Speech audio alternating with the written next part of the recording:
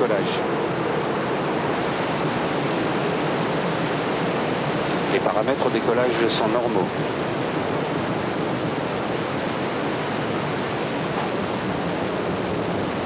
Les paramètres bord sont normaux.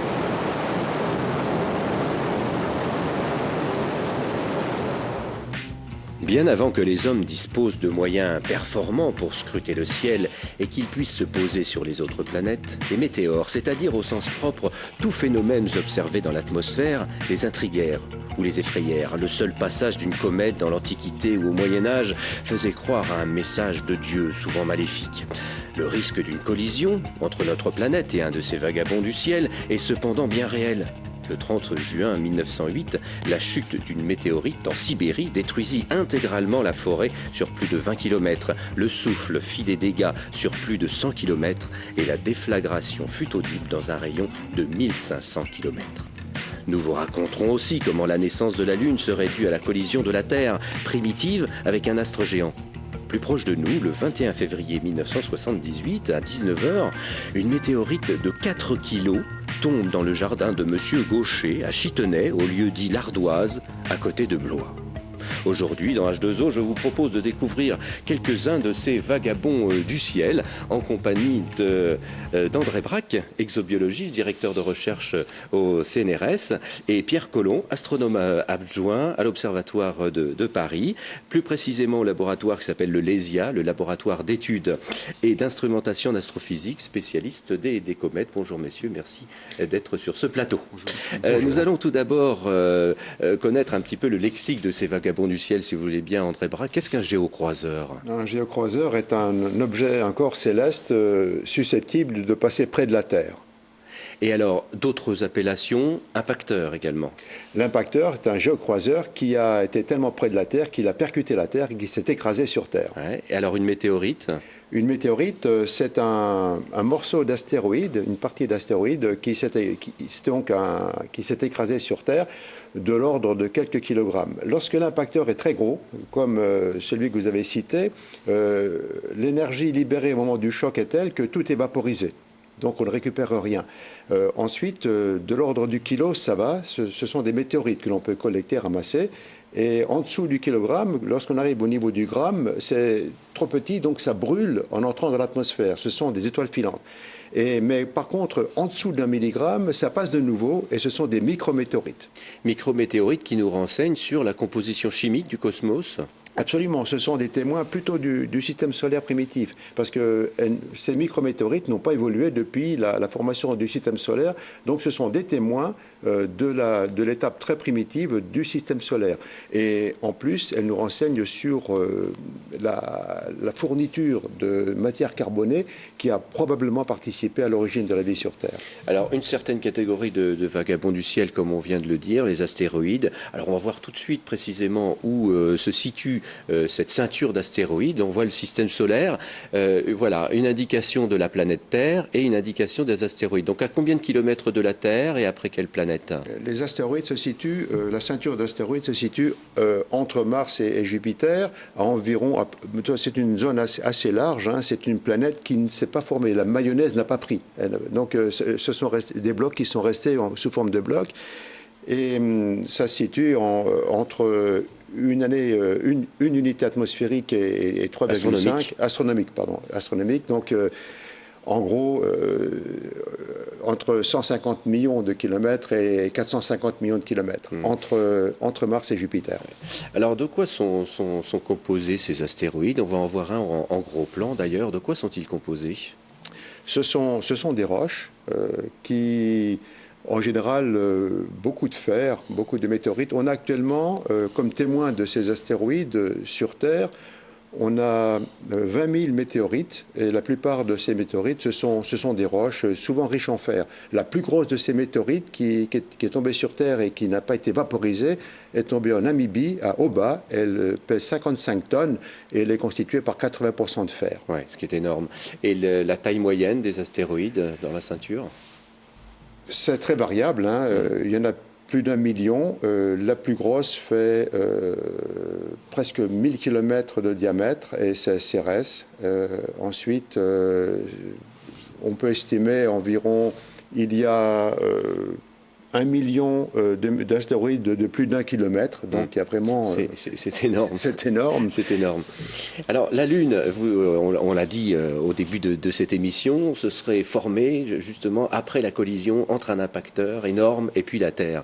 Alors c'était à quel moment ? Oui, l'hypothèse la plus vraisemblable maintenant pour la formation de la Lune est effectivement un impact qui se serait produit lorsque la Terre avait 100 millions d'années. L'époque a été resituée récemment et on pense actuellement la Terre avait été vieille de 100 millions d'années quand un corps céleste de la taille de Mars, donc énorme, a percuté la Terre, a projeté beaucoup de matériaux en orbite autour de la Terre, donc qui a été attiré par la force gravitationnelle de la Terre, s'est mise à tourner autour de la Terre et finalement a fini par s'accréter pour former la Lune. Pour former la Lune. Alors, autre catégorie de vagabonds du ciel, Pierre Colomb, les comètes.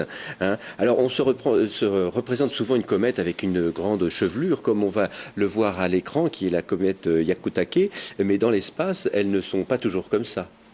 Oui, tout à fait. Quand les comètes sont assez loin du Soleil, elles sont froides et toute manifestation de gaz disparaît. Il ne reste plus que le noyau, donc la partie solide, qui fait seulement quelques kilomètres de diamètre. Et alors, de quoi sont-elles composées, ces comètes ? Et écoutez, l'analyse qu'on peut en faire, c'est souvent l'analyse de la coma, de la chevelure, parce que c'est ce qu'il y a de plus facile à distance. Et on voit des molécules, on voit des poussières, essentiellement. Donc les molécules, il y a beaucoup d'eau, dans les molécules dites légères. On trouve aussi des molécules organiques. Dans les poussières, à distance, on peut savoir, on peut mesurer, il y a des silicates. Par contre, les sondes spatiales, comme par exemple la sonde Giotto, qui est passée près de la comète de Halley, a montré qu'il y avait des grains solides qui sont plutôt organiques. Mais la sonde, à l'époque, n'avait pas les moyens d'analyse pour détecter exactement quel type de grain il s'agissait. Ouais. Ce qu'on sait, c'est qu'il y avait du carbone dedans, de l'oxygène, azote, oxygène. Mais alors, est-ce qu'on sait de quels endroits du ciel elles arrivent ? Oui, en effet, les principaux réservoirs de comètes, il y en a deux en fait. Il y a la ceinture de Kuiper, qui est encore une ceinture entre guillemets d'astéroïdes. Que l'on va voir, voilà, à l'écran, donc à droite, aux confins du système solaire. Voilà, au-delà grosso modo, au-delà de Neptune. À partir de Neptune et au-delà, vous avez une ceinture qui est à peu près dans le plan du système solaire. Donc ça, c'est un des réservoirs de comètes. Et le deuxième réservoir, c'est ce qu'on appelle le nuage de Oort, qui lui n'est pas du tout confiné dans le plan du système solaire, mais il a plutôt la forme d'une sphère, d'une boule. Et il est beaucoup plus loin. Il peut aller jusqu'à 50 000 fois, 60 000 fois la distance Terre-Soleil. Alors, comme on sait que tout bouge, tout avance, tout n'est pas immobile dans le cosmos, comment se fait-elle que ces comètes reviennent toujours nous voir, en plus à espace de temps régulier ? Oui, tout à fait. C'est parce qu'en fait, elles ont des trajectoires souvent très allongées. En fait, elles sont guidées par, grosso modo, en simplifiant par les lois de Kepler. Simplement, ces orbites sont extrêmement allongées, contrairement aux planètes. Donc, elles passent énormément de temps loin du Soleil et elles retournent de toute manière près du Soleil. Chaque comète est particulière, elle a sa trajectoire et donc sa période de révolution autour du Soleil. Ouais. Alors, attardons-nous, si vous le voulez bien, sur une rencontre qui va se produire en 2009 avec la comète Churyumov-Gerasimenko. En quoi cet événement est-il exceptionnel ? Oui, ce sera la visite d'une comète par une sonde européenne, la sonde Rosetta. Ce n'est pas la première fois qu'une sonde va passer près d'une comète, mais là, ce qui est exceptionnel, c'est qu'il va y avoir, premièrement, mise en orbite de la sonde autour de la comète, ce qui n'est pas toujours facile. Et deuxièmement, il y aura on pourrait appeler ça un atterrissage, entre guillemets. Donc il y aura un module qui va descendre sur la surface de la comète et va essayer de s'y ancrer, de s'y attacher. Et va commencer à forer les premiers centimètres, les premières dizaines de centimètres du sous-sol, pour analyser la composition in situ, on va dire, la composition du matériau solide. Voyons voir maintenant, si vous le voulez bien, tout de suite en images, les différentes dates de cette mission Rosetta. La sonde Rosetta effectuera 4 manœuvres d'assistance gravitationnelle.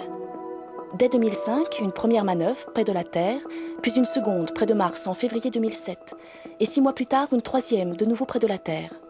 Enfin, la dernière manœuvre se déroulera en novembre 2009, et permettra à la sonde Rosetta d'atteindre son orbite finale pour le rendez-vous avec la comète Churyumov-Gerasimenko. André Bracq, vous vouliez préciser quelque chose? Oui, vous êtes impatient, c'est pas 2009. 2009, c'est le dernier passage près de la Terre pour avoir un effet de fronde, et ensuite direction la comète, et l'arrivée c'est 2014. Donc il faut être patient. Merci de cette précision. Pierre Colomb, comme les météorites dont on a parlé avec André, les comètes nous fournissent également des renseignements sur la composition de l'univers? Oui, en fait, de manière similaire aux météorites, dont la plupart, pense-t-on, proviennent des astéroïdes. Les comètes peuvent aussi nous envoyer un petit peu de poussière. Si on analyse la composition à distance aussi, hein, grâce à la méthode de spectroscopie, les comètes, comme on sait qu'elles se sont formées au-delà de Jupiter, donc dans les zones du système solaire qui étaient plus froides que la ceinture principale d'astéroïdes. Donc ce sont des objets qui vont nous renseigner sur une zone où il y avait plus d'éléments de gaz volatiles qui se sont congelés, hein, du CO2, du CO, de l'eau, beaucoup d'eau d'ailleurs, et d'autres composés très volatiles que les planètes, on va dire, internes n'ont pas forcément retenus. Mais par contre, au-delà de Jupiter, c'était possible de geler tout ça. Donc on peut dire que ces objets-là vont nous emmener des renseignements complémentaires sur une partie, on va dire la partie externe du système solaire. Et à quel moment une comète visible depuis la Terre va-t-elle repasser? Bon, c'est un peu c'est en ce moment. C'est la comète Whitney-Tuttle, ouais, qui est passée au plus près de la Terre tout début janvier. Là, elle est limite visible à l'œil nu. Avec une paire de jumelles, ça va quand même beaucoup mieux. Voilà, donc c'est en ce moment. Mais elle est en train de plonger vers l'hémisphère sud, donc il faut se dépêcher de l'observer. Merci, messieurs, de votre présence sur ce... André Bracq, une dernière chose. Comme rassurer un petit peu vos auditeurs, vos téléspectateurs, parce qu'il y a des millions d'astéroïdes, mais ils sont sous haute surveillance. Il y a 2 organismes, un aux États-Unis, un en Italie, et on étudie également les moyens les plus efficaces pour éviter une collision avec la Terre. Donc, soyez rassurés, on veille sur ces astéroïdes. Merci beaucoup de cette précision. Merci, messieurs, d'être venus sur ce plateau. Merci à tous d'avoir suivi ce numéro de H2O. Soyez curieux et on se retrouve dans 15 jours. Au revoir.